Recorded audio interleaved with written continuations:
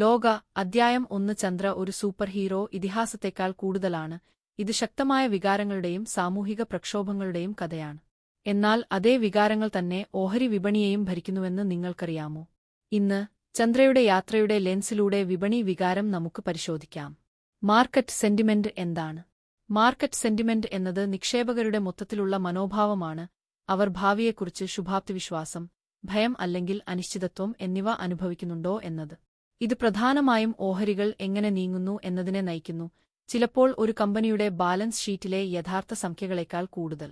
ചന്ദ്രയുടെ വൈകാരിക യാത്ര, വിപണി മാനസികാവസ്ഥയിലെ മാറ്റങ്ങൾ.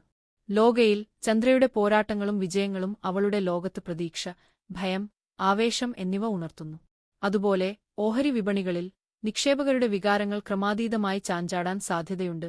വാർത്തകൾ, കിംവദന്തികൾ അല്ലെങ്കിൽ ആഗോള സംഭവങ്ങൾ എന്നിവയാൽ പ്രചോദിതമാവുകയും പെട്ടെന്നുള്ള തകർച്ചകൾ ഉണ്ടാകുകയും ചെയ്യുന്നു.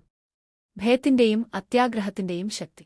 വിശ്വസ്തത, ധൈര്യം അല്ലെങ്കിൽ നിരാശ ചന്ദ്രയെ പ്രവർത്തിക്കാൻ പ്രേരിപ്പിക്കുന്നതുപോലെ ഭയവും അത്യാഗ്രഹവുമാണ് ഓഹരികളെ ചലിപ്പിക്കുന്ന രണ്ട് ശക്തമായ ശക്തികൾ.